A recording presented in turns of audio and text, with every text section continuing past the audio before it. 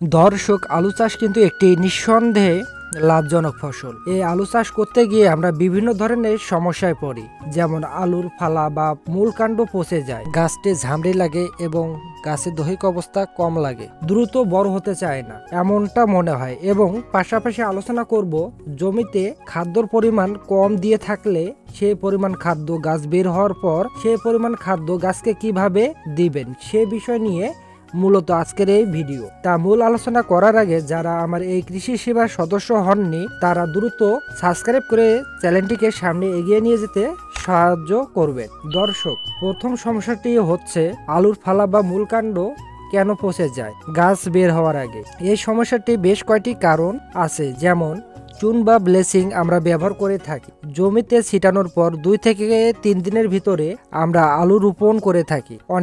অনেক জায়গায় ধান কাটার পর দ্রুত আলু রোপণের জন্য ব্যস্ত হয়ে পড়ি, জমিকে আমরা সময় দেই না।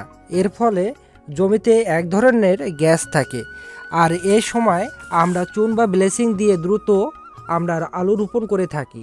সেই কারণে আলুর ফালা বা মূল কাণ্ড পচে যেতে পারে। আবার আমরা আলু রোপণের আগে বা আলু শোধন করি না, যার ফলে আলুগুলোতে ব্যাকটেরিয়া থাকে, তা আমরা বুঝতে পারি না, যার ফলে আলুর ফালা বা মূল কাণ্ড পচে যায় এবং সে আলুর গাছটি ঝামড়ি লাগে। সেজন্য আমরা ব্লেচিং বা চুন ব্যবহার করার পর কমপক্ষে 7 থেকে 8 দিন পর জমিতে আলু লাগাবেন, তাহলে এমন সমস্যাটি জমিতে আপনি দেখতে পাবেন না। এবং আলু কাটার পর বা আলু কাটার আগে আপনি ব্যান্ডাজিম ব্যবহার করবেন, তাহলে দেখবেন যে আলুতে ছত্রাকনাশক এর আক্রমণ আছে সে আলুটি কালো হয়ে যাবে। সে আলুটি আলাদা করে রাখবেন এবং ব্যান্ডাজিম 16 লিটার পানিতে 25 গ্রাম হারে স্প্রে করে দিবেন বা আলু ধুয়ে নিতে পারেন, তাহলে এরূপ সমস্যাটি আপনি আর পাবেন না জমিতে। এরপর আমরা যে ভুলটি করে থাকি তা হলো জমিতে আমরা কম বেশি করে জমিতে খাদ্য ব্যবহার করে থাকি,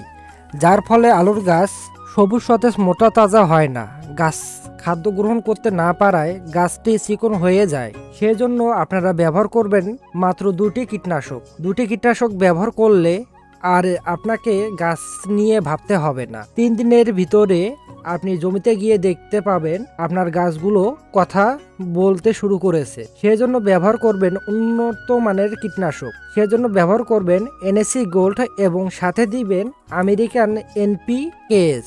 এক কথায় মিশ্রিত সার ব্যবহার করবেন। NSC গোল্ড 16 লিটার পানিতে 25 মিলি হারে স্প্রে করবেন, আর সাথে NPKs 16 লিটার পানিতে 125 গ্রাম হারে স্প্রে করবেন।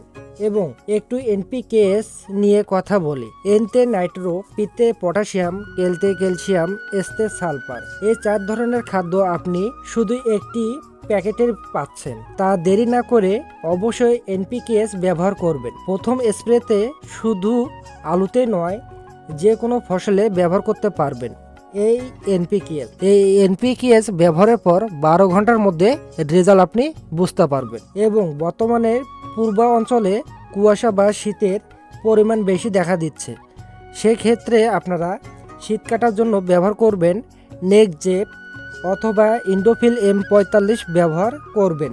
এই প্রোডাক্টটি আলুর গাছে ব্যবহার করলে এক ধরনের আবরণ সৃষ্টি হবে, গ্রাম্য কথায় চাদরের মতন ঢেকে যাবে। এতে করে সহজে জমিতে পচন আসবে না। সেক্ষেত্রে ডোজ মেনটেন করে ব্যবহার করবেন। 33 শতকের জন্য 250 গ্রাম হারে স্প্রে করবেন। যে সমস্যা ও সমাধানগুলি তুলে ধরেছি, কোনো বিষয় বুঝতে সমস্যা হলে কমেন্ট বক্সে কমেন্ট করে জানাবেন এবং আপনার পাশের জনকে ভিডিওটি দেখার সুযোগ করে দিবেন।